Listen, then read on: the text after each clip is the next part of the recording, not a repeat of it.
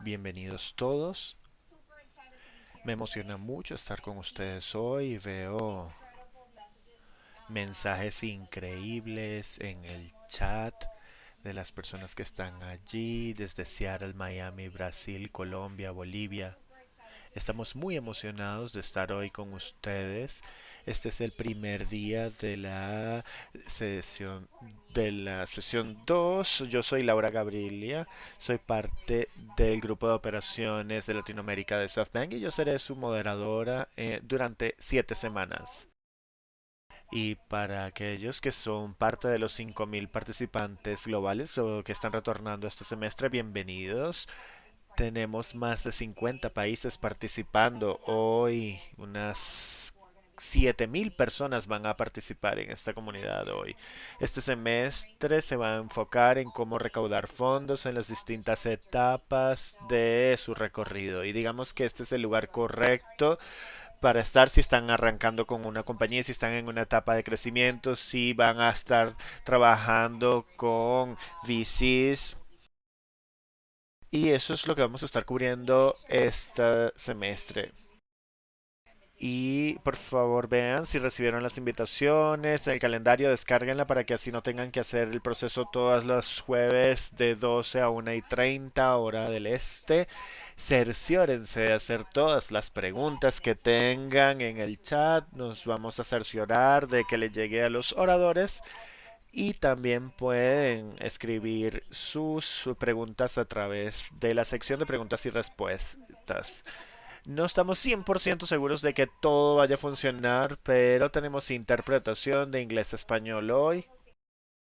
So, all wanting to listen to the content in Spanish, please choose the interpreting button. There is uh, available.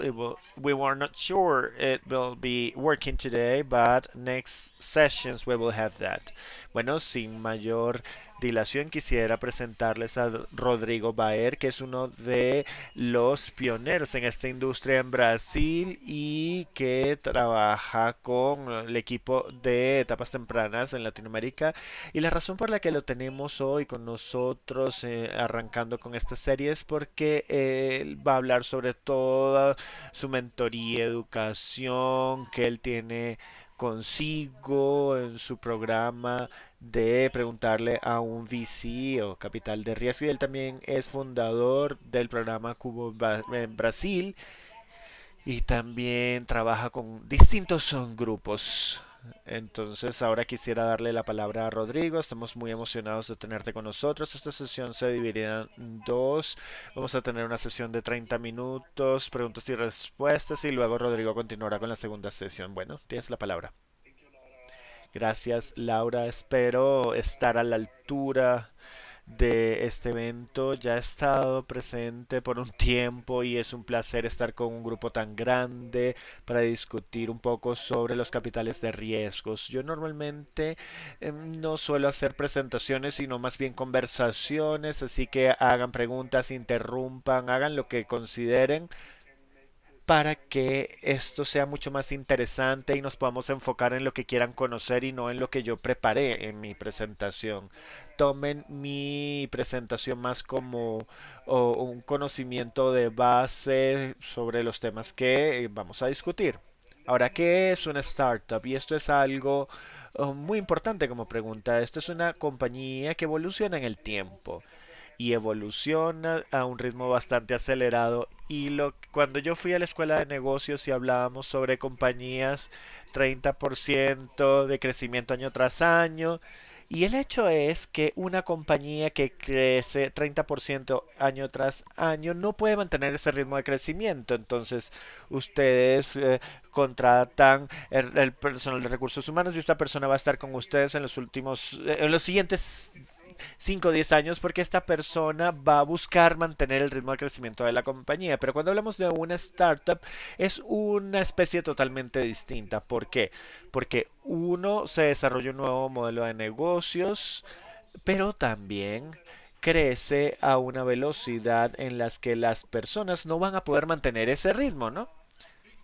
Y una buena porción de lo que hacemos es no hacer una compañía para hoy, sino a lo que quieren que sea en 2, 3, 4, 5 años y cuando van viendo este crecimiento año tras año, hacen el compuesto por de 2 años y si lo componen a los 3 es a 27x el crecimiento y esto hace que sea una estructura sumamente distinta en cómo se construye la compañía. Pero ¿cuáles son las etapas de construir esta compañía? Porque esto puede llegar al infinito y va desde cero hasta el infinito.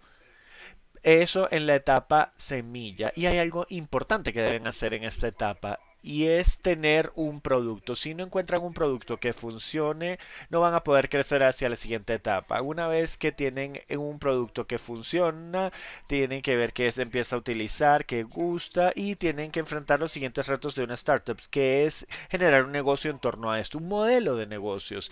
Es su maquinaria de adquisiciones, de talento, de desarrollo y toman este producto que funciona y comienzan a construir una compañía en torno a él. Y esta etapa normalmente es lo que llamamos serie A. Y luego hay una segunda parte que ya una vez esto está construido, ya que tienen esta compañía y que ya tienen algunas de estas maquinarias, tienen que empezar a seguir creciendo. ¿Y cómo pueden llevarlo a la siguiente escala? ¿Cómo escalar? Que es algo totalmente distinto a llevarlo a 1000 clientes al día. Entonces, hoy en día y cómo se mantiene la eficiencia, cómo oh, pasan a la serie B y una vez que ya están listos con estos, ya probaron que tienen un producto que funciona, de que pueden construir una compañía que funciona y que esta compañía escala, hay algo más que se puede hacer y es crecer. Y es tomar tanto dinero como puedan e invertirlo en que esta máquina crezca tan rápido como pueda. Y allí se puede ver un declive en el retorno de esa inversión y abarcan otros mercados y de esta forma pueden llega un punto en que ya no pueden crecer más rápido. Vemos que cuando vemos que empieza a declinar la curva de crecimiento o el costos de adquisición, esto es algo que les indica que es hora de pisar el freno y pensar en optimización, porque ya no va a haber suficiente o más crecimiento en esta compañía, por lo menos ese ritmo. Entonces esa es la diferencia cuando pasamos de esta etapa de crecimiento cuando vamos al mercado privado, donde se trata más de la eficiencia y no tanto en el crecimiento. Y este es el ciclo de vida de los siguientes años. Yo entiendo que los retos que tenemos pero el éxito está en seguir cada paso. Y esto es lo que me suelen preguntar. Lamento que esto esté en reales de Brasil y no lo convertí a dólares para la audiencia que tenemos hoy. Pero bueno, vemos que tenemos que hallar un producto y las rondas para semilla va entre 1 y 3 millones de dólares. Esto históricamente ha sido el número porque básicamente hacen una compañía entre de 2 a cofundadores a 20 25 personas. No se requieren más personas en el 95% de las compañías para probar el caso de que tienen un producto que funciona. Y básicamente esta es la limitación del capital que puedan recaudar.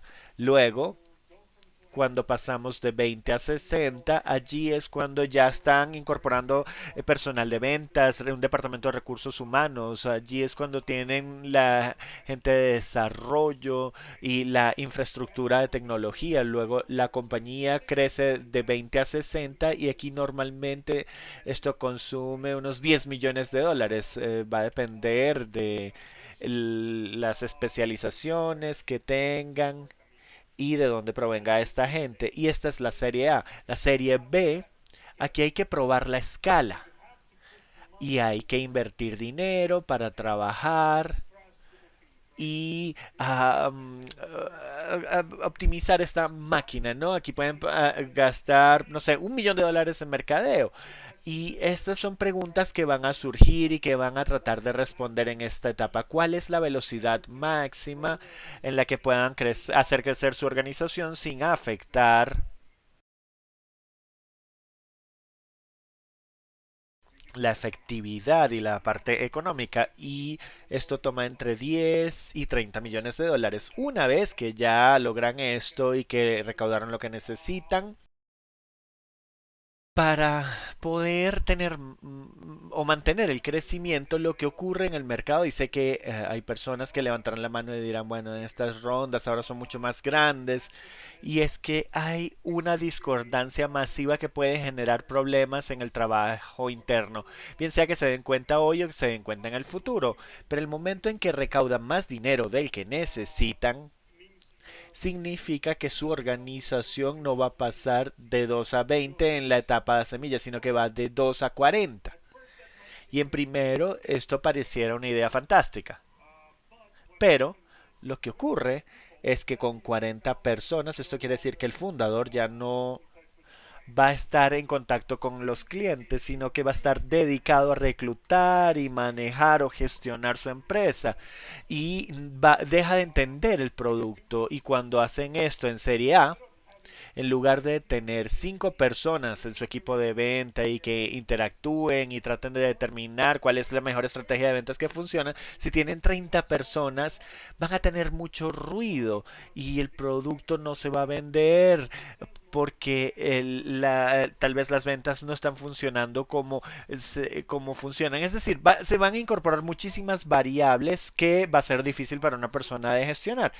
Entonces hemos visto que cada vez estas rondas crecen más, pero creo que esto es algo más bien peligroso y no es saludable para las compañías. No deben recaudar más dinero del que puedan invertir bien, y pensaría que este momento del mercado tiene que ver es necesario hacer una breve pausa, y las personas que determinan, bueno, tenemos una unidad de economía, ah, ah,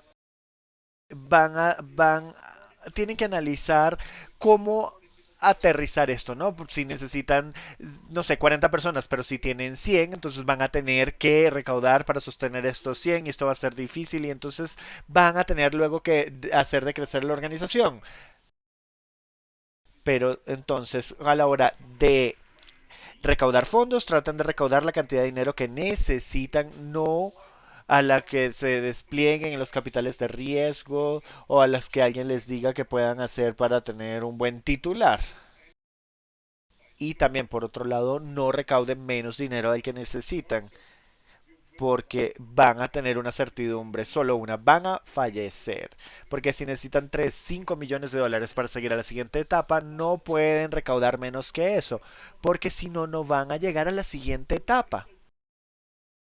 Y es un equilibrio interesante porque si recaudan muy poco o no recaudar en exceso, ¿no? Entonces, piensen en esto porque hay mucho en riesgo. Es bueno tener un poquito más de lo que necesitan según el plan, pero no en exceso. Hay muchísimas preguntas, ¿no? Yo le preguntaría a los panelistas, bueno, no sé si más bien quieras hacer una pausa en cada parte para responder las preguntas, o si más bien terminas en los 30 minutos y luego respondemos preguntas. No.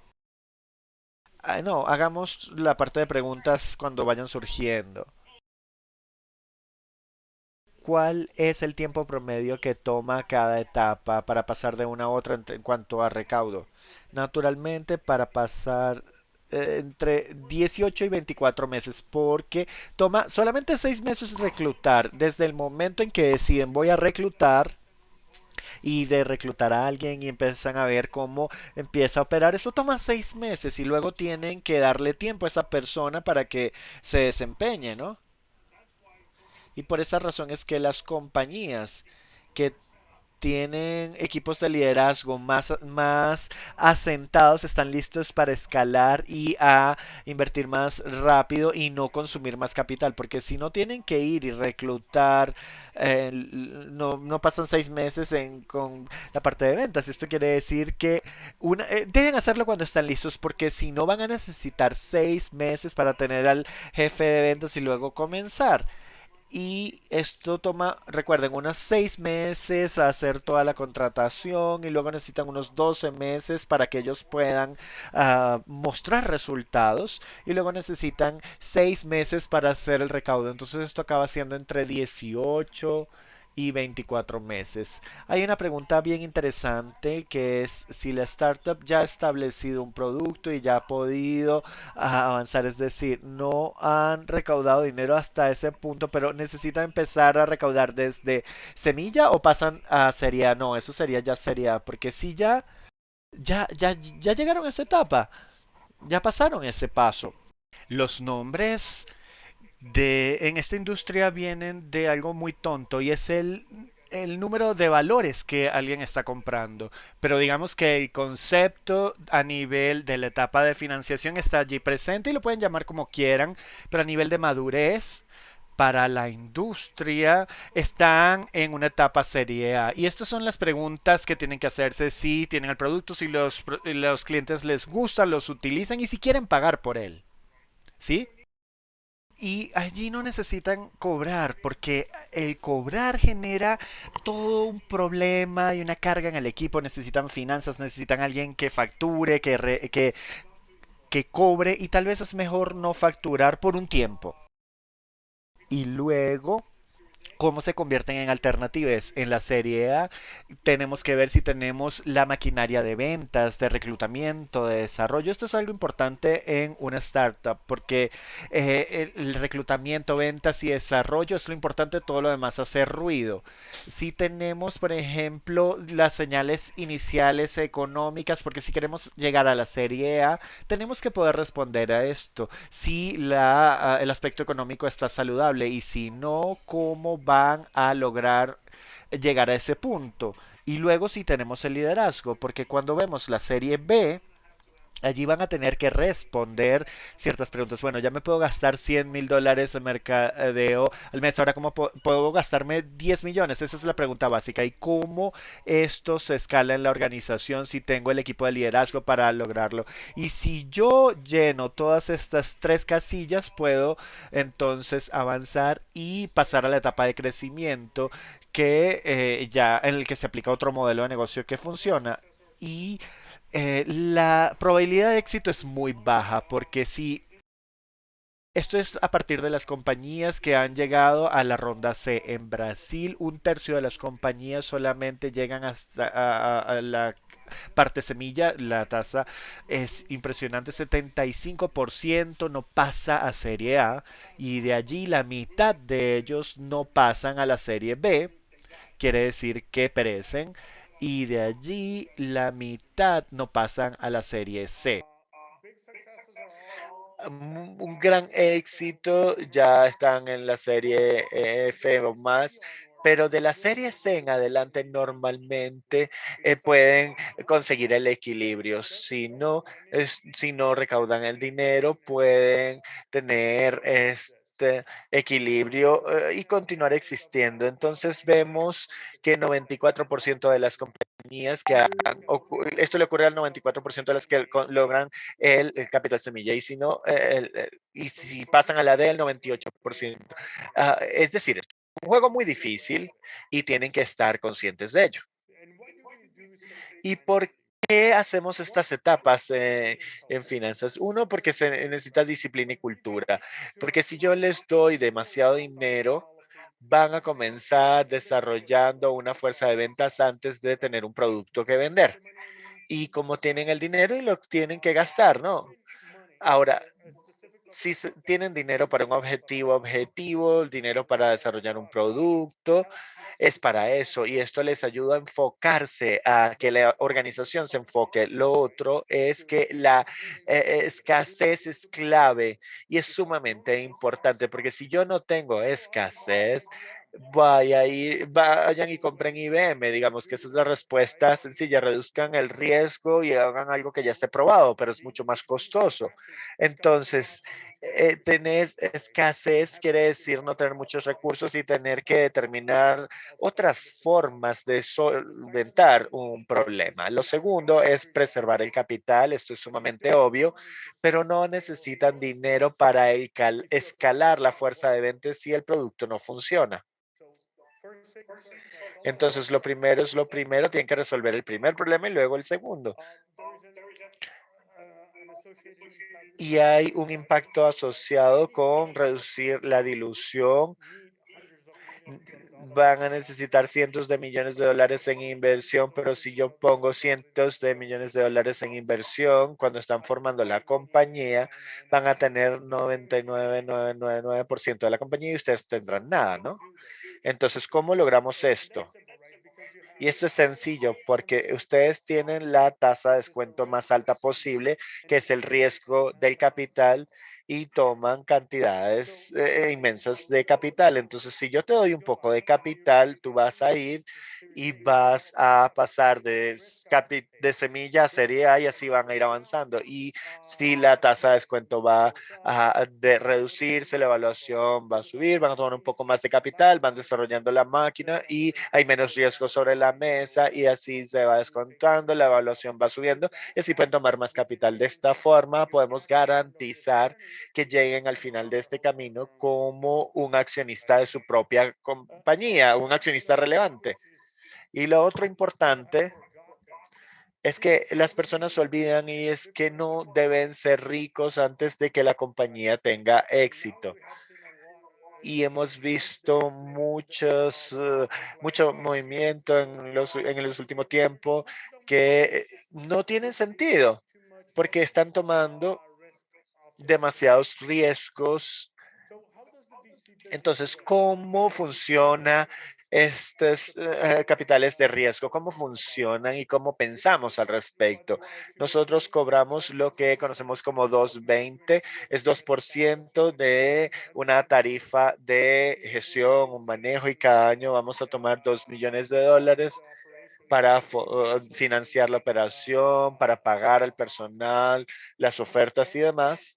Y vamos a tomar 20% de la ganancia una vez que retorne el dinero a los inversionistas. Y esto es importante. El dinero no es nuestro y los capitales de riesgo es 95% de ellos. Pero ellos no son los dueños de los fondos, así que venden estos mandatos a un inversionista y tienen que mantenerse apegados a ese mandato. Entonces no vamos a hacer cosas como ir en contra de los mandatos, del mandato, y no vamos a hacer cosas que puedan hacer que se cansen, porque esto es un negocio difícil para entrar. Esto puede tomar 5 o 10 años y la idea no es que sean despedidos por algo tonto, ¿no? Es sumamente importante. No somos los dueños de este dinero. Pero, ¿qué representa esta estructura? En un fondo de 300 millones, los inversionistas esperan un retorno 3 veces, es decir, esperan 900 millones de estos fondos. Y esto implica también una tasa de desempeño son 150, lo que al final lleva a 1.000 millones de dólares en ingresos, y estos fondos van a invertir, no sé, en 30 compañías, 10 de las cuales van a ser write-ups que van a retornar cero capital. 10 de estas normalmente van a ir a un lado u otro y va a retornar algo del capital, digamos unos 75 millones de dólares. Es decir, que los 10 que quedan, que son éxitos, tienen que retornar 975. Y cuando vemos esto, 975 en 10 compañías implica 98 millones de dólares por compañía. Y dado que VC tiene entre 10 y 15% de su compañía, esto implica un EV de por lo menos 800 millones de dólares. ¿Y por qué esto es importante? Porque los capitales de riesgos no pueden tomar oportunidades más pequeñas. Si tienen un negocio que va muy bien y que es un negocio de 15 millones de dólares, es un negocio muy lindo para tener como individuo, pero es un negocio muy malo para tener capitales de riesgos allí. Entonces, para ustedes, ¿qué significa esto? Y esto es una preocupación importante, y es el aumento de las posibilidades de éxito y es comprar barato o económico. Les voy a dar un ejemplo. Hay una compañía que suscribe 300 mil dólares, se convierte en un unicornio y pasa de esta cantidad a 20 millones. Parece muy bien, ¿verdad? Esta inversión genera 19,8 millones de dólares de valor. Si yo hubiera pagado una evaluación de 10 veces por las mismas acciones, es decir, yo hubiera pagado 2 millones en lugar de 200.000 dólares, yo hubiera generado 18 millones de dólares. Y es básicamente lo mismo que 19,8. Entonces, mi sentido con respecto a la evaluación y sobre así vamos a tener un negocio de $1 millón. Y cuando hablamos sobre cómo financiar, pensamos en las oportunidades de éxito. Si te voy a dar dinero, tal vez no vas a llegar allí porque tal vez no sea suficiente para llegar a, si te doy poco, no vas a llegar a la siguiente etapa. Si te doy más, pues vamos a tener problemas de evaluación y sea que no van a crecer en esta evaluación para la siguiente ronda o vamos a tener que pasar por un proceso difícil y doloroso para acomodar esto. Si yo tengo en serie B 100 millones de dólares, voy a tener que invertir 25 o 30 millones ahora en serie A y cerciorarme de que tenga suficiente dinero para llegar a una evaluación de 100 millones de dólares. Y para lograr esto esto es importante, más importante que comprar económico. Lo segundo es que solo las grandes oportunidades impactan los retornos. Las pequeñas oportunidades pueden ser fantásticas, pueden retornar 100 el capital, pero eso no mueve la aguja porque al final hay que retornar $1.000 millones. Bueno, el 3 desapareció, no sé, creo que se fue a tomar un trago y no regresó. Y esto es intuitivo porque los capitales de riesgo o VCs no están allí para que ustedes hagan todos los tratos en el mercado. No se trata de unicornios, no se trata de se trata de que en los que yo intervenga tengan éxito. Entonces, si yo tengo preguntas, si yo tengo dudas, si yo tengo cosas que digan, negocio me gusta y aquí no puede salir nada mal, y muchas veces los capitales de riesgo van a no participar en esto, pero alguien dirá, no, pero si yo voy a hacer un negocio de $1.000 millones, no importa la verdad, porque va a ser fantástico para el que invierta en su negocio, pero no es un riesgo que yo quiero tomar. Miren, volvió 3. Y la propiedad es clave y esto es sumamente importante porque hemos visto muchos fundadores que llevan 6 veces o capitales de riesgo en una ronda. Si tenemos 2-3% de la compañía, la salida que genere un retorno significativo para mí van a ser mucho más altos que si yo tengo el 10%, porque son 3 veces más que si tuviera 10% y son 6 veces más altos si yo tengo 20% de la compañía. Entonces, entre más saque propiedad de estas semillas, pues más van a lograr. Y todos estos resultados van a salir por la ventana porque solamente los resultados grandes van a tener sentido en este caso. Y 5, y eso es muy importante, evitamos riesgos que sabemos que van a convertirse en un problema si la compañía le va bien. Tenemos todos los fundadores y se diluyen y nosotros podemos reestructurar el capital, pero no vamos a comprar uno que esté mal. Y tenemos cláusulas de gobernanza. Específicamente, me gusta de Super Bowl, que creo que esto crea un incentivo horrible. preferencias también. Tenemos and a strategic investor that has preference of your company. Guess what? preferencias en estas compañías, pero el único momento en que importa la preferencia es si la compañía le va mal y si esto va mal, pues aquí se ejerce la preferencia o preference y eso quiere decir que no voy a estar capturando todo el valor de esa compañía, así que es una situación bien incómoda. Y esto se conoce como datos de SoftBank. Hemos estado aquí solo por 6 meses. Pero este es otro fondo y aquí pueden ver las tasas de conversión de la cualificación y descalificación. Hay personas que tocan puertas o mandan correos para contactar SoftBank y es de 0,5 a 1%. Si vemos lo que hemos hecho en esta etapa de este agosto hasta ahora, tenemos 1.100 compañías y hemos invertido en 12, es más o menos el 1%. Y las cuentas todavía están allí en espera. Otro punto, pensarán, bueno, esto es hiperselectivo, ¿hay alguna opción? Disculpe, no debía haber dicho eso, tal vez.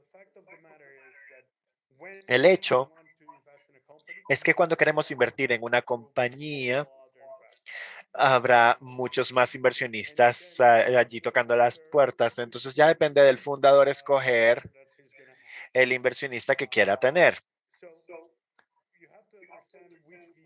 Y tenemos que entender cuáles son los capitales de riesgo que queremos, en qué etapa van a invertir y esto les ayuda a priorizar con quién hablan y les ayuda a entender la lógica detrás de la inversión, porque si esta persona es un hedge fund que maneja grandes cantidades de dinero en estos fondos de cobertura, hedge funds, ¿qué va a pasar? Él no va a comprar los retornos en la etapa de semillas, sino que va a comprar una opción porque su negocio no va a asignar 2, 3 millones de dólares, sino 50, 100, 150 millones de dólares. Así que lo que hace no realmente es comprometerse contigo, sino es comprarles opciones al futuro. Y por otro lado, si yo estoy en una etapa semilla y tengo una compañía muy atractiva, yo puedo comprar allí, puedo invertir y por cierto, mis sentidos um, no se van a alimentar de este trato serie B, es decir, tendría que ser muy bueno contratando a estas personas y ayudándoles a determinar el producto, pero tal vez no sea la persona correcta que les va a ayudar a escalar esto a nivel de mercadeo. Entonces, en qué etapa invierten? Es importante. Tienen que ver cuál es el enfoque, cuáles son las habilidades, si están invirtiendo en BS, en biotecnología, en alimentos. Hay una cantidad enorme de compañías que son biotech y no podemos invertir en biotech, no es nuestro mandato. Y esto les ayuda a priorizar también el perfil de riesgo. Por eso se llama capitales de riesgo. Es como el chico nuevo que llega cuando yo trabajaba en una banda de rock, pues eso funciona muy distinto. Es decir, tenemos un perfil de riesgo muy distinto. Si quieren invertir en una compañía que vaya y se convierta en un CFO o la persona de ventas participa mucho en esta compañía, compran menos riesgo porque pueden tener no pueden tener un portafolio tan grande, así que pasan de 2 a 3x, esto los va a emocionar, pero habrá otras personas que tengan mayores fondos y que apuesten más,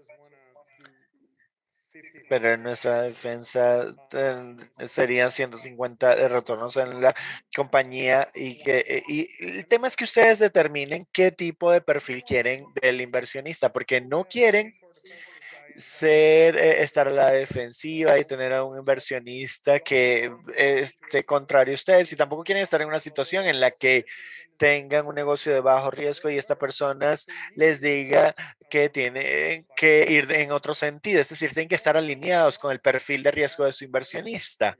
Y también el otro tema es la experiencia, buena, mala. los inversionistas y capitales de riesgos. Esto es importante. Y hay cosas que al salir mal, pues enseñan y digamos que esto es una hoja de doble filo, porque el hecho de que alguien tenga experiencia en un negocio no quiere decir que les vaya a traer valor. Puede que sí, si entienden el negocio, pero puede que sea que lo amen o lo odien. Esto va a depender de cuál sea esa experiencia. Veo muchos dadores que tienen compañías en las que han participado y dicen, bueno, yo quiero que inviertas en esta compañía. Ahora, el tema es, esta historia es feliz, esta persona quería invertir o no. Es importante entender cuál es el público que está allí presente, ¿no? En resumen, ¿qué significa esto para ustedes? La primera pregunta que tienen que hacerse es si un capital de riesgo es lo correcto para ustedes a partir de lo que ustedes quieran construir, no es lo que quieran, porque muchas personas pueden tener mucho éxito sin este tipo de dinero, pero depende del perfil del negocio, porque cómo comienza un negocio, yo quiero ser el propietario y mantenerme como propietario de este negocio por siempre, o yo quiero trabajar 3 días a la semana, todo esto está bien, todo tiene que ver con sus opciones, con sus decisiones. Y si un capital de riesgo es lo correcto para ustedes, con el dinero de capitales de riesgo vamos a tener muchísima presión. Y no solamente para mí, sino por el hecho de que van a estar quemando capital, van a tener cientos de personas que dependen de ustedes para poder conseguir sus resultados cada 24 meses para seguir a la siguiente ronda para que la compañía siga avanzando, ¿no? Y esta es la responsabilidad del fundador, es mantener las luces encendidas, es garantizar de que tengan el dinero. A algunas personas les va bien con esto, otras que no pueden dormir sabiendo que pudieran quedarse sin dinero en 6 meses y luego van a tener que despedir a todo el mundo que trabajaba con ustedes por 3, 4, 5 años haciendo algo. Entonces, digamos que las apuestas son altas, la participación es muy intensa y a nivel emocional puede ser muy agotador y tienen que saber si es un juego que quieran jugar y si es el intercambio que quieren tener en su negocio. Y yo pasaría mucho tiempo pensando si el fondo con el que están hablando es el correcto para ustedes, para lo que ustedes quieren construir y para cómo quieren trabajar. Recuerden que yo voy a estar aquí por los próximos 10 años y yo invierto en ustedes. Entonces, mejor es que les caiga bien, ¿no? Entonces, esa persona es con la que quieran compartir los siguientes 10 años. ¿Puedo agregar algo?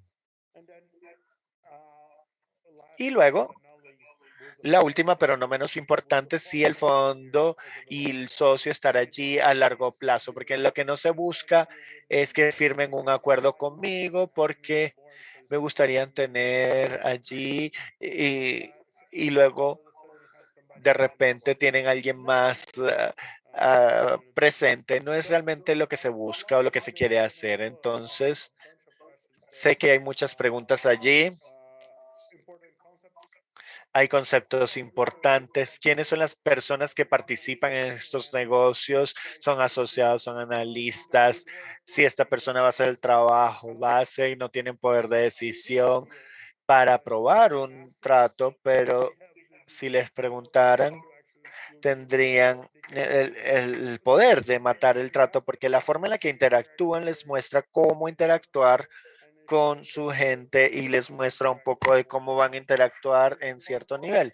Si tienen un socio, en este caso, es con quienes se están asociando, si va a ser alguien que va a patrocinar este negocio, si va a trabajar con ustedes, si va a estar en el comité de inversión, si va a sentarse en la junta directiva. Y algo que creo es que ustedes firman un trato, ustedes lo asumen y asumen vivir con eso y esta es una disciplina bastante saludable. También está el comité de inversión, que es un grupo de socios que se sientan en torno a la mesa y escuchan las oportunidades de los distintos socios asociados y deciden si quieren invertir o no. Y algo importante sobre el comité de inversión es entender cómo el comité de inversión opera, si es una inversión basada en consenso, si es una inversión basada en mayoría, si es un comité de inversiones en las que los socios van a patrocinar un trato y si nadie más se opone, pues el trato se va a hacer. Ustedes como fundadores pueden hacerse todas estas preguntas a su capital de riesgo y ayudarlos a tener la convicción necesaria. Si tienen un socio muy fuerte en el comité de inversión que toma muchas decisiones, tal vez tengan hablar con esa persona antes de el capital de riesgo. También los abogados tienen un costo en las inversiones. La idea es contratar un abogado bueno que entienda los capitales de riesgo. En Brasil muchas personas contratan a sus primos, a sus hermanos y esto acaba siendo un desastre porque esto causa que primero fallen, no cumplan con los estándares. Va a ser no es normal trabajar con alguien que no conozca estos tratos con capitales de riesgos, porque esto va a diluir los costos o aumentarlos. Y entonces tengan un abogado que entienda los capitales de riesgos y los auditores desde el principio. Pero lo que ellos buscan es señales de comportamiento, ¿no? Sabemos que todas compañías van a tener problemas de contabilidad y cómo ustedes difieren pagos. Esto es parte del juego, está bien, pero si hay alguna señal y yo no necesito probar que haya deshonestidad, por ejemplo, pero ya solamente con una duda ya yo podría determinar no invertir. Entonces, lo que los auditores buscan es si hay señales de mal comportamiento. Entonces, el proceso de inversión comienza con la relación, cómo nos conocemos, y luego vamos a lo que conocemos como pitch. Allí se decide si hacen un equipo para el trato o si se pasa por alto esto.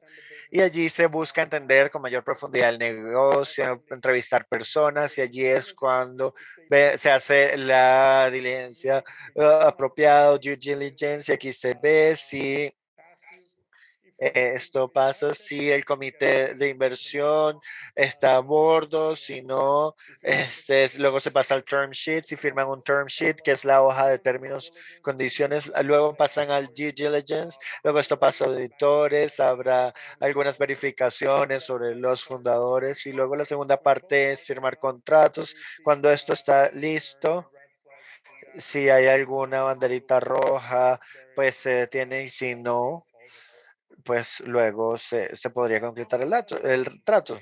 Y algo importante, dado que van a pasar por todo este proceso complejo, vale la pena que valga la pena. Entonces, hacer la due diligence con capital de riesgo, esto es importante. Tómense el tiempo de hacer este trabajo, porque los que tienen éxito hacen esto.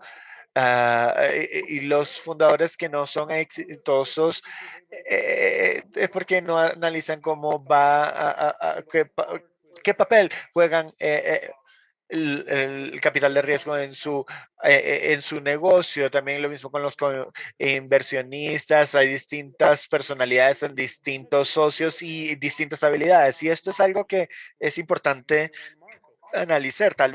Esto tal vez no es algo que hacen conmigo, sino con marca, pero tienen que entender que cuando hablan con fundadores que han trabajado con nosotros, son personas que nos conocen bien y tienen que entender cuál es el estatus del proceso, los pasos del proceso, cuánto toma, cuáles son las preguntas claves que son parte fundamental de cada proceso. Tienen que tomarse el tiempo para entender esto y esta es la mejor inversión que un inversionista puede hacer a la hora de recaudar fondos.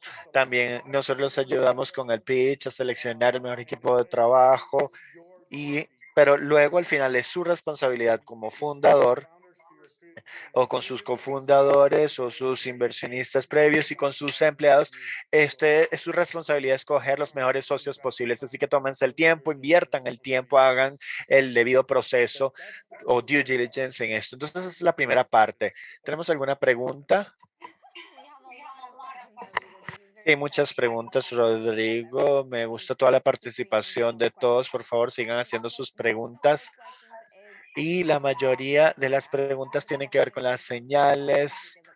No en cuanto a SoftBank, la pregunta es si invierten desde la etapa más temprana en SoftBank, qué ocurre cuando esto llega a inversión, cuáles son las señales en el mercado y especialmente cómo o qué piensas sobre estas señales cuando un inversionista de rondas previas no sigue con ustedes en las siguientes rondas.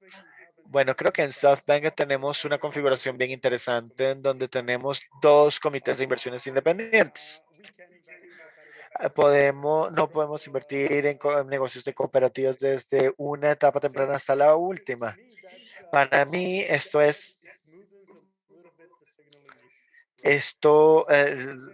suaviza este tema de signaling o señales, porque pudiéramos tener una compañía que ya es competitiva y lo que hacemos, y esta es una preocupación que solemos tener, es tratar de traer otros inversionistas junto con nosotros.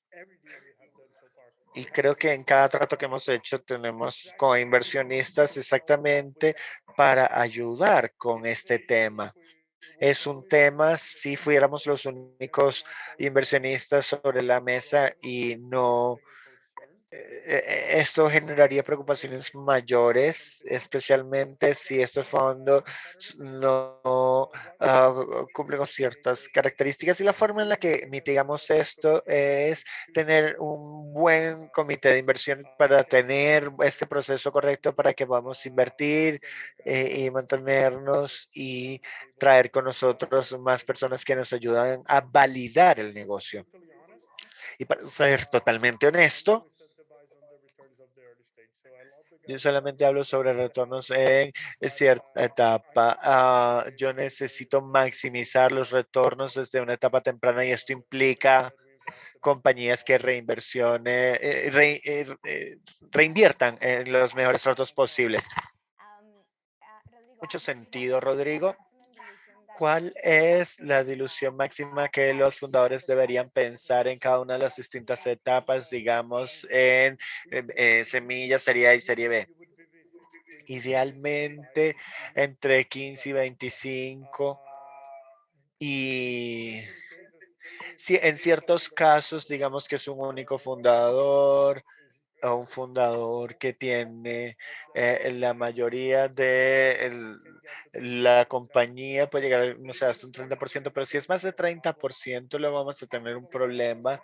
Y si tienen muchos fundadores, imagínense que tienen 5 o 6 cofundadores con participación similar, luego vamos a tener problemas con el tema de la dilución, porque lo que queremos ver es que queremos llegar hacia el final de la serie B y en ese punto ya han probado que ya han creado un producto, que ya han creado una compañía y que la compañía está funcionando. Ya en ese punto se han probado como fundadores, ya lo han hecho, ya han logrado los 3 riesgos principales de una startup, ya los han superado y luego lo que quieren ver es dónde están los centros. Si tienen 5% de la compañía en ese punto, sí, bueno, podemos volver a una serie A y una vez más. Entonces, lo que no quiero hacer es que al final de la serie B crear un incentivo para que usted quiera salirse de esta compañía y crear otra. Entonces, 5% máximo de ilusión en C, 20-25 en serie A,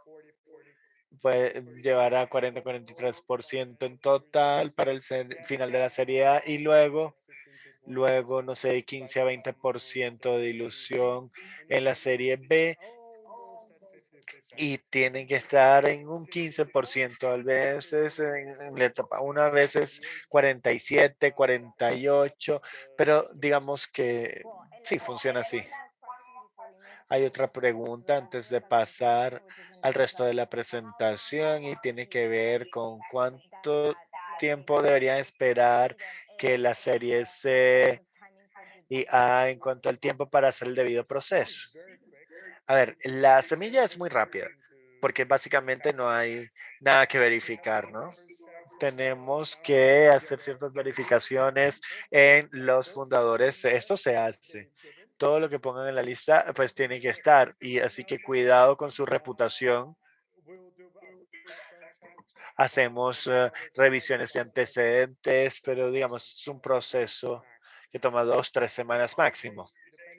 Y en la serie A, dependiendo de la compañía, pues ya se pueden traer vacías cuántos empleados tengo o si he tenido en la historia de la compañía, si toma más. Todo esto puede tomar hasta 6 a 7 semanas. Y yo sé que en Estados Unidos son más cortos porque hay más responsabilidades asociadas. En México, yo diría que probablemente vemos toma unas 5 semanas. Sí, hay muchísimas más, pero quisiera que pasamos a la segunda parte de la presentación y veamos otras preguntas más adelante. Sí, esto es más sencillo, ¿no? ¿Cómo evaluamos? Y esto cambia en la medida en que cambia la etapa. Pero básicamente hay 5 cosas. Lo primero es los fundadores utilicen todo en esta ecuación y esto nos lleva a los fundadores. Y en una startup es una reflexión de sus fundadores y lo que vemos con respecto a los fundadores. Hay una parte que está aquí y que es la parte lógica. Si se puede articular la visión, conocen el mercado, entienden la mecánica del negocio. ¿Qué ocurre si yo acelero el crecimiento? Si se ralentiza, ¿cómo esto impacta mi tasa de éxito, mi carga? Y luego queremos ver las hipótesis en torno al negocio y si es sólido, si tiene sentido, si se cree que esto pueda funcionar. Y luego sí pueden aprender rápidamente todo lo que yo sé de las startups y que puede salir mal, qué puede salir mal y si no tenemos idea, pero queremos saber que si vamos a aprender sobre lo que puede salir mal, tenemos que y podemos determinar una solución rápida, pues esto puede funcionar. Ahora, ¿cuán motivados están? Muchos fundadores son muy inspiradores, me gusta la inspiración, pero por favor, esto venga acompañado de datos, porque tenemos que poder aprender e interactuar rápido y tenemos que ser muy analíticos. Y luego lo último es saber qué no conocemos, porque hay muchas cosas que sabemos, hay muchas cosas que creemos que sabemos, pero hay una enorme cantidad de cosas que no sabemos y esto normalmente son las cosas que nos acaban afectando. Si sabemos que no sabemos, pues hacen una investigación, traen a alguien que sepa. Y para mí esto es sumamente importante, un fundador que esté consciente sobre qué entiende y qué no entiende. Lo segundo, y esto tiene distintos grados de importancia dependiendo del fondo, es si conocen el juego de los capitales de riesgo, si saben cómo la organización va a evolucionar en el tiempo.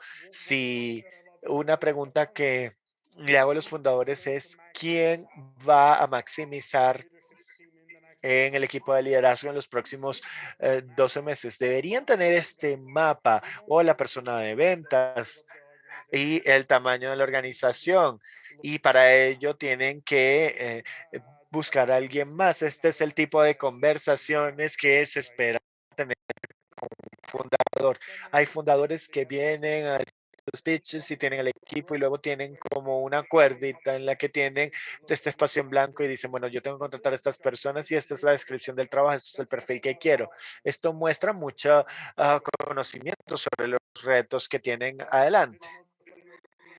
Si conocen la hoja de ruta de recaudar fondos y si son capaces de hacer las siguientes rondas. Esto es importante porque una vez que llegamos a Serie B ya no van a, ya no están recaudando para las personas que los conocen, sino que ya lo hacen en un escenario global, mucho más grande. Y luego tenemos que saber que sean capaces para aquellos que no saben inglés, pues vayan y tomen clases de inglés por los siguientes 2 años, porque necesitan a saber inglés porque esto es fundamental y esto no lo pueden delegar. Los fundadores son responsables de 3 cosas: visión, su personal y garantizar de que todo funcione. Esta es la responsabilidad de los fundadores. Y luego lo que quiero es ver cómo aprender. Y si tienen que conocer a su equipo y si pueden tener conversaciones difíciles, porque muchas veces no pueden tener conversaciones difíciles con fundadores, por ejemplo, que tengan la misma cantidad de acciones. Esto puede ser difícil y hay que entender por qué. Y esto es porque cada fundador agrega valor por igual en la compañía, si tienen igual participación, pero con los co-CEOs o co-presidentes me dicen que ustedes no han podido tener la conversación sobre quién es el que toma las decisiones en la compañía. Entonces, ¿cómo clasificamos esto? Y luego quiero saber cómo va a funcionar esto, cómo construyen el equipo, cómo atraer talento, cómo comunicarse, porque ninguna compañía va a tener éxito con 20 personas salvo WhatsApp. Pero bueno, más allá de esto, todos van a tener que crecer y tener equipos para manejar y tienen que poder crecer y si pueden incluso dar la toma de decisiones a alguien más. Esto es algo que pueda ser necesario y es algo que se tiene que conversar cuando se habla con fundadores. Y también la propuesta de valor. ¿Qué problemas van a solucionar? ¿Qué tan doloroso es esto para el cliente? Si también el tema con los clientes y cómo puede solucionarse si no existieran, cuáles son las alternativas, cuál es el perfil ideal, cuál es el proceso comercial y quiénes son los accionistas o participantes. Y luego queremos saber cuánto van a cobrar, especialmente para compañías B2B.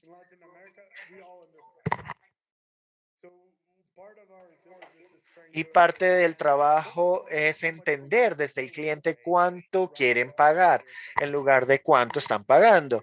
Y esto les da gran idea de cómo va a manejarse este tema de precios. Y los primeros valores que perciben. Una característica importante y es que el cliente tiene que ver desde muy temprano y preguntas si la competencia es más económica, si tienen una mejor estructura de precios o si están en modo defensivo. Si, por ejemplo, ustedes son más económicos, esto es una decisión que toman. Y esto quiere decir que tienen menos margen que la competencia para llevar al mercado. Entonces, lo que quiero saber es su último precio, sino que tengan una estructura para un costo menor, porque de esta forma pues trabaja más inteligentemente. Y no se trata de cortar precios, sino de tener un margen mayor, un margen más amplio. Y también cuáles son los motivos, qué es lo que va a hacer que para otros sea difícil competir con ustedes. Entonces, todo esto es importante. Luego, cuando vemos el mercado, algo que queremos entender es, primero, si hay un cambio en materiales en mercado que haga que esta oportunidad exista hoy en día y que no existiera antes. Y esto es importante porque ha habido muchas personas en el mundo y muchas personas inteligentes. Si ustedes tienen la oportunidad, una oportunidad que nadie haya visto antes, bien sea porque alguien cambió y que habilitó esa posibilidad o porque nadie antes había llegado a ver esa oportunidad. Y eso puede ser algo extraño, ¿no? Si lo piensan. Queremos entender qué cambió y qué hizo que esa oportunidad surgiera y qué tan rápido esta opción se da. Hay grandes oportunidades y productos que toman mucho tiempo para ser adoptados. ¿Y cómo ocurre esto, no? ¿Cuáles son las tendencias del mercado? Si hay algunos vientos de cola o algunas brechas en el mercado. Y por otro lado, queremos saber cuál es el tamaño del mercado. Esto es muy importante. Si es lo suficientemente grande para soportar un negocio de 1.000 millones de dólares, si se puede expandir horizontal o verticalmente, si se pueden agregar más productos al mismo mercado o si pueden ir a otros mercados. Si es algo regional o global para sacar las cuentas sobre el tamaño del mercado. Podemos vivir sin esto, si hay distintas capas de complejidad y niveles de riesgo. Si ustedes son una compañía que solamente tiene sentido por el tamaño del mercado, pero si son una compañía global, entonces tienen que poder competir globalmente. Si es un bien solo para Brasil, pues pueden estar tranquilos, pero la competencia que van a enfrentar va a ser distinta que si fuera global y pues el resto también es importante. Y luego queremos saber cuáles son las relaciones que establecen el mercado, relaciones claves, proveedores, compradores, cuáles son los canales claves. Todo esto es lo que vemos en el mercado y luego la competencia. No hay ningún negocio que no tenga competencia. Cuando un fundador viene y dice no hay competencia, probablemente no están pensando en su negocio de la forma correcta. Capaz y hay alguien que no esté haciendo exactamente lo que ustedes hacen, pero normalmente esta necesidad está siendo servida de alguna otra forma y esa es su competencia. Uber sí tenía competencia cuando surgió. Los taxis, los carros, alguien movía gente alrededor antes de que surgiera Uber, ¿no? Entonces, ¿cuáles son las alternativas? Y algo sumamente importante, ¿qué negocios adyacentes pueden expandir en su negocio? Hemos visto con mucha más frecuencia estas estrategias de certificación, toman los puntos calientes, hotspots o puntos calientes, nació como un CRM. Y era, bueno, era una herramienta de automatización del mercado y le dio posibilidad al mercado de CRM. Y ahora hay alguien que compite con ustedes que no necesita invertir un centavo en CRM porque está haciendo dinero en la parte de automatización del mercado. Y esto está ocurriendo cada vez más. La competencia compran productos adyacentes o cercanos y los utilizan como una estrategia de certificación. De esta forma pueden construir un negocio adyacente a otro. Y esto es un riesgo que tienen creciente del que tienen que estar conscientes.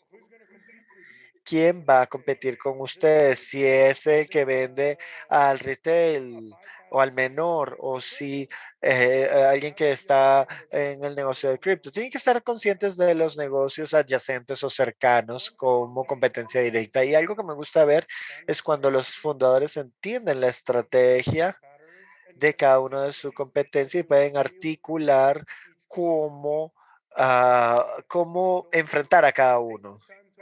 Tómense el tiempo de entender quién es la competencia, cómo se comportan, cuál es su estrategia, sus decisiones de liderazgo y honestamente la competencia no es que no es que empiezan desde cero, ¿no?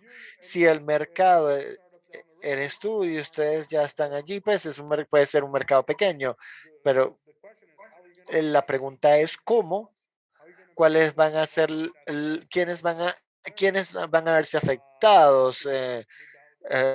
O quienes tienen cierta participación en ese mercado como competencia y cuál es su estrategia. Algo muy importante y que las personas no suelen hablar son los valores y las metas.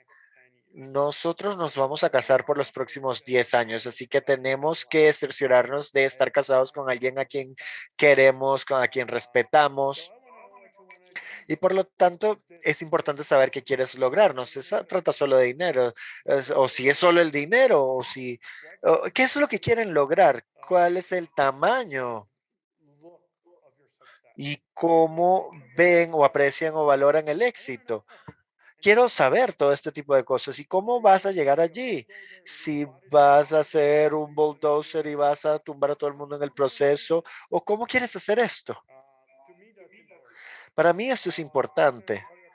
Quiero saber cuál es tu enfoque con otros socios, cómo trabajas con otras capitales de riesgos y cómo te ves en el ecosistema, porque a fin de cuentas quiero saber si puedo confiar en ti y si puedo trabajar bien contigo o si va a ser un placer sentarme en esa junta por los próximos 10 años o si va a ser un dolor de cabeza. Realmente queremos saber todo esto para poder escoger, porque yo estoy en una posición privilegiada en la que puedo escoger el tipo de socios que quiero tener. Muchos fundadores tienen un juego bien pesado o, por ejemplo, tal o cual fondo tienen rondas de liderazgo en las que tratan de crear presión innecesaria. Nosotros, al final, todos estamos en el mismo camino. Todas las capitales de riesgo los martes, al final del día, todos nos somos una cerveza y hablamos sobre estas situaciones con las que lidiamos y queremos saber con quién invertir, ¿no? Entonces, generar confianza es súper importante.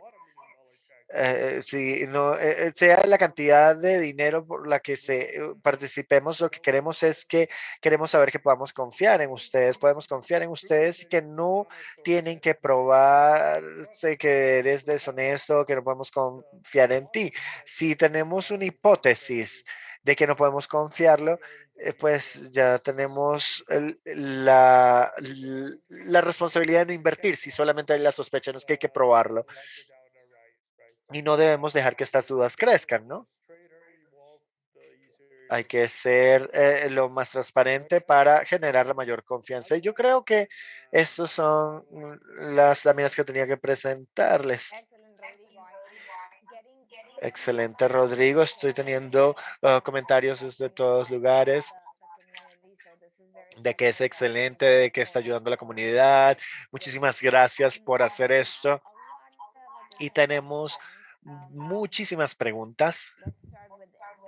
Comencemos con esta. Freddy dice que una startup toma mucho tiempo desde su concepción hasta la etapa semilla. Esto no favorece mucho conseguir inversionistas. ¿Esto es cierto? Bueno, sí y no. En teoría no. Esto de que toma mucho tiempo es en la etapa temprana y es porque esto diluye el músculo para interactuar, porque las personas que lleguen y que quieren generar un crecimiento rápido después de 3 o 4 años y no han visto que la compañía va a ningún lado, pues se marchan y lo que quedan es con una cultura de personas que están más cómodos con este proceso demorado. Si pueden atender este tema cultural, es otro problema y es difícil hallar productos que funcionen, sabemos esto, pero la preocupación más grande es la cultura que surge de compañías que crecen lentamente. Los otros componentes que vienen luego es que tengan distintas rondas y luego tengan un problema de capital. Y esto lo he hecho, he invertido en compañías que heredan otras compañías que tienen 5 o 6 años. Es un negocio totalmente distinto. Honestamente, la razón es porque las inversionistas fallaron. Y mi sugerencia sería cierra la compañía, comienza de nuevo con un nuevo capital, porque esa compañía ya falló. Y creo que esto nos lleva a algo muy noble Y es que, sí, bueno, han estado allí por 5 o 6 años y no quiero hacer esto. Yo lo que quiero es que se tenga una nueva compañía, pero esto puede implicar un peso enorme a nivel de capital, etcétera. Entonces, digamos que esas son las preocupaciones principales, la cultura, cuando pasamos mucho tiempo en estado semilla o en, bueno, en cualquier estado. Si quiero tratar esta opción que le permite a las personas preguntar cuando levantan la mano, vamos a ver, vamos a intentarlo. Carton, tienes la palabra, por favor. Asegúrate de encender tu cámara y hacer tu pregunta. Bueno, no sé si está encendida, pero ¿me escuchan? Fantástico, muchísimas gracias por su tiempo. Esto es importante. Yo soy un estudiante de JMBN y me siento acá a escucharlos y su claridad es singular, sin igual. Y mi pregunta es sobre la construcción del portafolio dentro de un portafolio existente.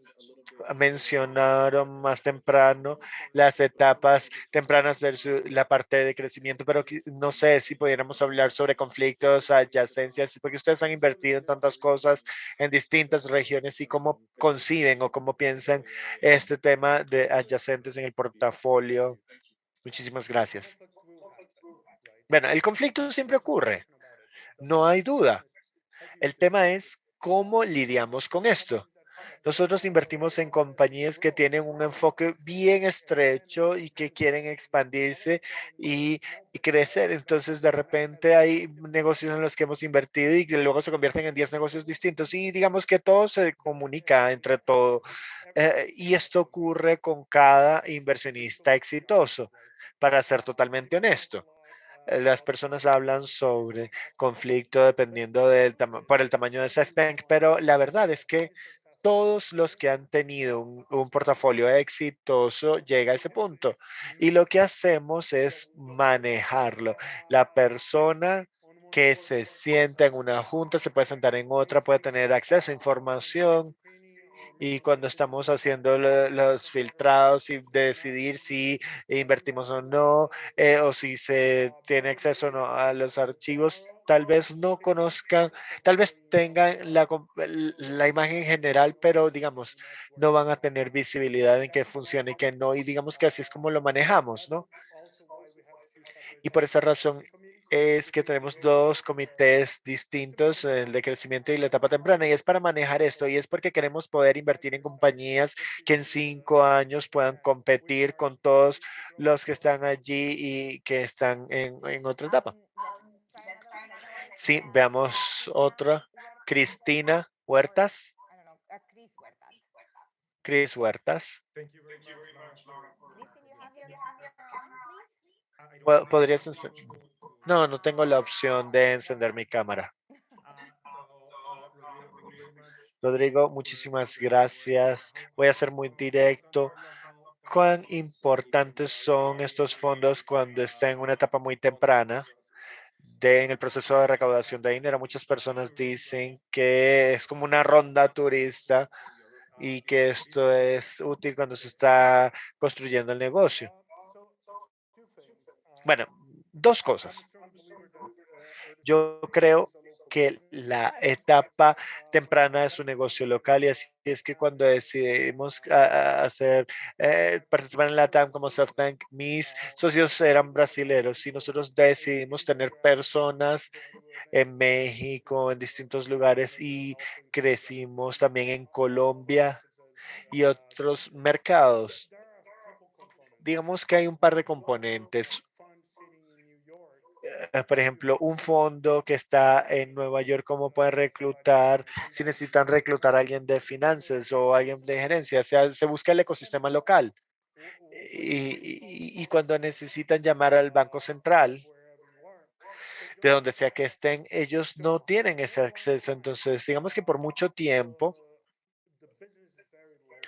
el negocio es muy local y en cierto punto van a comenzar a irse hacia el nivel global y allí van a tener otros retos sobre cómo hacer que un fondo global tenga muchos sentidos. Si van a Estados Unidos, tienen que traer a alguien que conozca la cultura del mercado de Estados Unidos, ¿no? Pero las necesidades principales necesitan tener un buen abogado, necesitan cómo reclutar a esa persona, si se pueden sentar e entrevistar a otras personas. Tienen que ser locales, tienen que entender la cultura local y entender el talento local.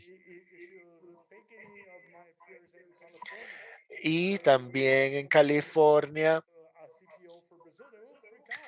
esto puede generar como ansiedad porque no se conocen las personas. Entonces, si tratamos de traer a alguien de Estados Unidos directamente, esto va a aumentar su carga 4 veces. El hecho es que tenemos que entender qué hay disponible en el mercado local y quiénes son los mejores allí. Yo te podría dar candidatos globales en 5 minutos de fondos globales, pero es difícil a nivel local. Creo que esta mezcla puede ser la mejor solución, pero entre más temprano, pues debe ser más local. Muchísimas gracias. Cuando comenzamos a construir relaciones con inversionistas y empezamos a recaudar de 12 a 18 meses y cómo las personas deberían hacer esta red y crear esta red. Bueno, tendrían que haber empezado ayer. Es una broma, pero es verdad, es parcialmente verdadera al menos. Es difícil invertir cuando ustedes vienen al pitch y me muestran una hojita de papel. Yo lo que veo es una imagen. Yo no veo cómo está evolucionando la compañía. Yo veo lo que me estás diciendo, pero en ese momento yo no veo qué han hecho bien, qué han hecho mal, qué han aprendido en los últimos 6 meses. No está allí eso, pero cuando yo empiezo a hacer el seguimiento y veo 3, 4 meses, así veo cómo van evolucionando, cómo están interactuando, cómo van cambiando, cómo están reclutando y esto me da mucha más confianza para hacer una evaluación. Y yo siempre en bromeo diciendo que me gusta invertir más en películas más que en fotos, pero es por el contexto, porque la carga va a ser mayor, porque tengo mucha más información si invierto en una foto, pero entonces si no tenemos, y es difícil, ¿no? Es muy difícil llegar a los inversionistas porque hay una restricción de tiempo, entonces yo lo que sugeriría es que se aproximen a personas que los conozcan. Si tenemos esas compañías, sus portafolios en una etapa temprana y hay 35 compañías en el portafolio, digamos que hay muchas personas que nos pueden conocer, que saben que queremos, que han trabajado con nosotros y que pueden ayudarlos a tener acceso. Y eso es importante porque cuando ustedes vienen a través de alguien que yo conozco, esa persona ya va a estar como apoyándolos y esto los va a ayudar a que también vengan mejor preparados a las preguntas que les vamos a hacer y de esta forma puedan tener mayor éxito en la interacción. Si nosotros traemos en nuestro portafolio de compañías Kit Ferrazzi y tiene una pregunta, algo, nunca coman solo. Nosotros recomendamos a todos, así es como utilizar el tiempo de comida para conocer personas que las van a ayudar a hacer conexiones y esto creo que es súper importante y también algo interesante es que todos somos accesibles. No sé cuántas llamadas de LinkedIn o de Twitter son personas que tienen una historia y esto abre puertas. Entonces, si por alguna razón no puedes hallar a la persona que te pueda ayudar con esta presentación, hay millones de formas de lograr esos contactos. Y otra pregunta que estamos teniendo tiene que ver con el apoyo que deben esperar de los inversionistas, especialmente en la etapa temprana. Cómo deben considerarlo y cómo deben escoger los mejores inversionistas basados en el apoyo que puedan obtener para sus compañías. Bueno, yo creo que hay distintos tipos de inversionistas, distintos matices y sabores. Hay inversionistas que les darán el cheque y que no me llamen, nosotros te llamamos. Llamen a la compañía consultora cuando necesita ayuda y esto es un enfoque que vale la pena. Hay algunos fundadores que prefieren esto, pero lo que a mí me gusta hacer, y esto no es compartido por cada inversionista, a mí me gusta tener una llamada semanal con la junta o con el fundador, porque me gusta saber la historia, me gusta saber qué está ocurriendo en la compañía. Entonces, cuando llegamos a la junta, ya no hay que saber si alguien renunció. Yo ya sé la historia, sé qué ha pasado. Y estas reuniones siempre vienen con, oh, me puedes ayudar a hablar con tal persona o te puedes sentar con nosotros o traer a alguien que entienda el producto para que podamos tener una conversación y discutir una hoja de ruta. Y mi función como capital de riesgo es ayudarlos y es como un banco, es decir, es ayudarlos a tener lo que necesitan. Hay cosas que se hacen internamente, sí lo sé, algunas veces sencillamente yo llamo a alguien que conozco y le digo, mira, esta persona necesita ayuda con su estructura de compensaciones, te pudieras sentar con ellos y dado que todos han sido ayudados alguna vez, normalmente las personas quieren ayudar a otros.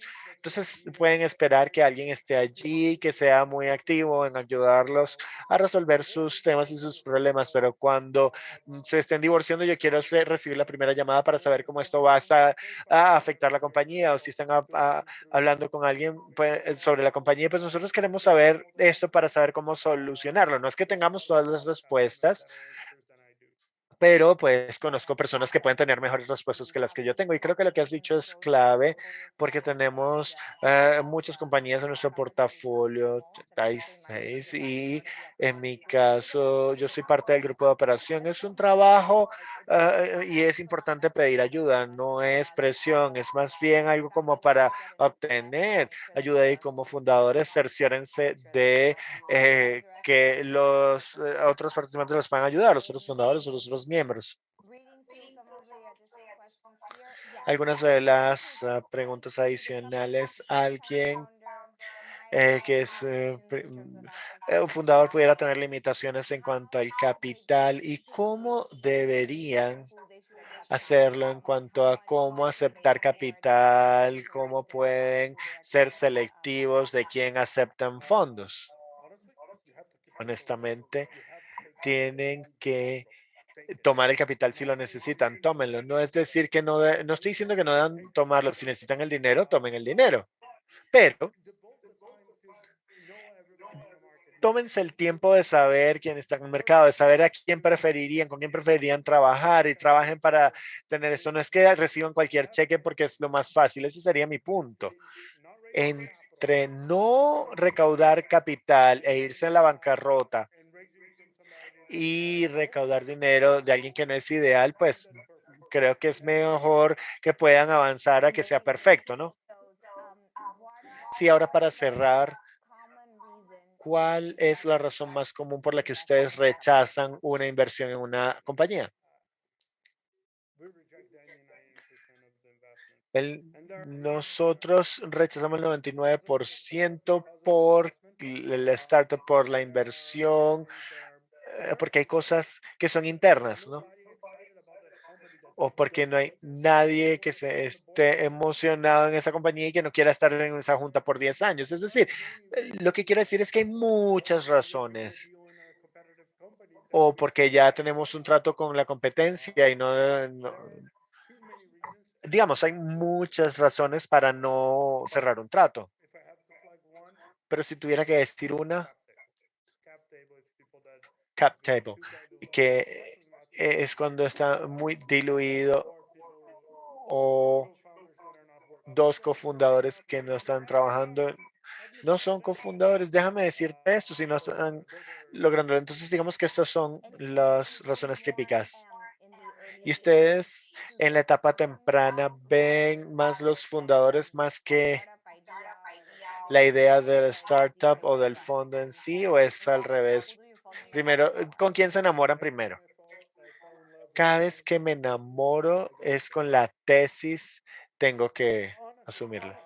Honestamente, un buen fundador va a encontrar la tesis correcta y va a interactuar para conseguir la solución más idónea. Yo no estoy en un negocio 24/7. Ese es el trabajo del fundador. Esta es la persona que estaba allí por 5 o 6 años, día tras día, y yo solamente estoy con ellos 20 minutos. Entonces, sí, yo puedo aprender algo, yo puedo tener una hipótesis, pero a fin de cuentas, ellos conocen el negocio mucho mejor que yo. Entonces, prefiero invertir con un fundador bueno y que esta persona determine cuál es la mejor tesis para ese mercado, que yo sentarme en un banco y tratar de determinar direcciones, porque no tengo toda la información. Jorge, Rodrigo, gracias a todos los que se unieron a nosotros, gracias por participar, gracias Rodrigo.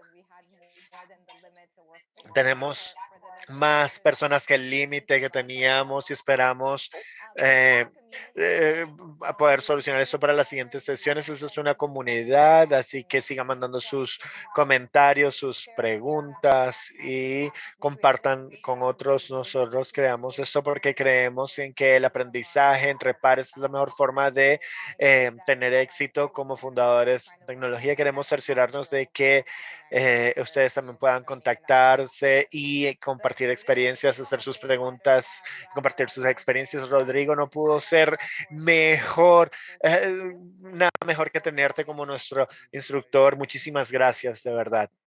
Fue un placer estar con ustedes. Muchísimas gracias.